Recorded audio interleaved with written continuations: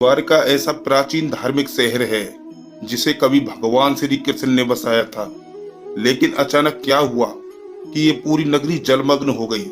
समुद्र की गहराई में इसके अवशेष आज भी मौजूद हैं। नमस्कार मित्रों, स्वागत है स्पिरिचुअल ज्ञान भक्ति चैनल पर। बने रहिए हमारे साथ। तो चलिए जानते हैं द्वारका नगरी का ऐतिहासिक रहस्य क्या है।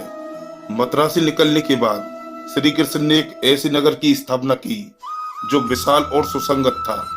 इस नगर का नाम था द्वारका नगरी। लेकिन श्री कृष्ण की मृत्यु के बाद ये खूबसूरत नगरी जल में डूब गई। रिसर्च के मुताबिक खुदाई में मिली द्वारका की कहानी 9000 साल पुरानी है। ये शहर उस प्राचीन विकसित सभ्यता से जुड़ा है जिसका निर्माण जब यहाँ कोई दूसरा विकसित शहर नहीं था। यह भारत का सबसे विकसित राज्य हुआ करता था, जो हूबहू आज के आधुनिक शहर जैसा ही था। पौराणिक समय में कई ऐसी कहानियां हैं जिन्हें आज हम महज एक मिथ मानते हैं। लेकिन सच तो ये है कि धरती के विकास के साथ ही यह सभ्यताएं और पौराणिक इतिहास हमेशा के लिए समुद्र की गहराइयों में दफन हो गया, जिन्हें लेकर आज भी खोज जारी है। समुद्र की गर्त में खोज करने पर कुछ ऐसे साक्ष्य मिले हैं जो इन पौराणिक कथाओं को सच साबित करते हैं। इन्हीं में से एक है द्वारका नगरी का रहस्य। कहते हैं कि 9000 साल पहले हिमयुग की समाप्ति हुई, जिसके बाद समुद्र का जल स्तर इस कदर बढ़ गया कि कई विकसित शहर समुद्र में समा गए। इन्हीं में से एक तटवर्ती नगर द्वारका भी था। इतिहासकारों का कहना है कि द्वारका को कृष्ण के देहांत के बाद जानबूझकर नष्ट किया गया था। भगवान श्री कृष्ण ने मथुरा से जाने के बाद अपने पूर्वजों की भूमि को फिर से रहने लायक बनाया। इसे श्री कृष्ण की कर्म भूमि के तौर पर भी जानते हैं। द्वारिका भारत के साथ सबसे प्राचीन नगरों में से एक है। बाकी 6 नगर के नाम इस तरह हैं, जैसे मथुरा, काशी, हरिद्वार, अवंतिका, कांचीपुरम और अयोध्या। श्री कृष्ण ने कंस का वध किया तो जरासंध ने कृष्ण और यदुवंशियों का नामो निशान मिटाने की ठान ली। वो मौका मिलते ही मथुरा और यादवों पर बार बार आक्रमण करता रहा। धीरे धीरे उसके अत्याचार बढ़ने लगे तो आखिर में यादवों की सुरक्षा के लिए कृष्ण ने मथुरा को छोड़ने का निर्णय ले लिया। कृष्ण अपने 18 नए कुल बंधुओं के साथ द्वारका आ गए। यहाँ सब लोग आराम से रहने लगे। समय बीतता गया और 36 साल तक राज करने के बाद कृष्ण जी का देहांत हो गया। ये वो दौर था जब यादव लोग आपस में भयंकर तरीके से लड़ रहे थे। इसके अलावा जरासंध और यवन लोग भी उनके घोर दुश्मन थे। ऐसे में द्वारका पर समुद्र और आसमान से आक्रमण किया गया। कहते हैं कि कृष्ण जी की मृत्यु के बाद उनके प्रपौत्र वज्रनाभ द्वारका के यदुवंश के अंतिम शासक थे, जो यादवों की आपसी लड़ाई में जीवित बच गए।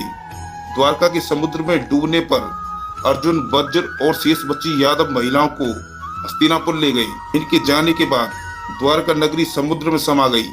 ऐसे में सवाल उठता है कि आखिर पूरी नगरी समुद्र में क्यों और कैसे समा गई। कैसे कोई इतने बड़े शहर के अस्तित्व को खत्म कर सकता है। कोई कहता है कि यह समुद्र की प्राकृतिक घटना का काम हो सकता है, तो किसी का कहना यह है कि इसे एलियंस ने नष्ट कर दिया होगा। जब इसके नष्ट होने की कोई पुख्ता सबूत नहीं मिले तो वैज्ञानिकों ने इस राज से पर्दा उठाने के लिए समुद्र की गहराइयों को टटोलना चाहा। इस दौरान खोजकर्ताओं को समुद्र के सैकड़ों फीट नीचे कुछ ऐसे अवशेष मिले जिन्होंने सबको चौंका दिया।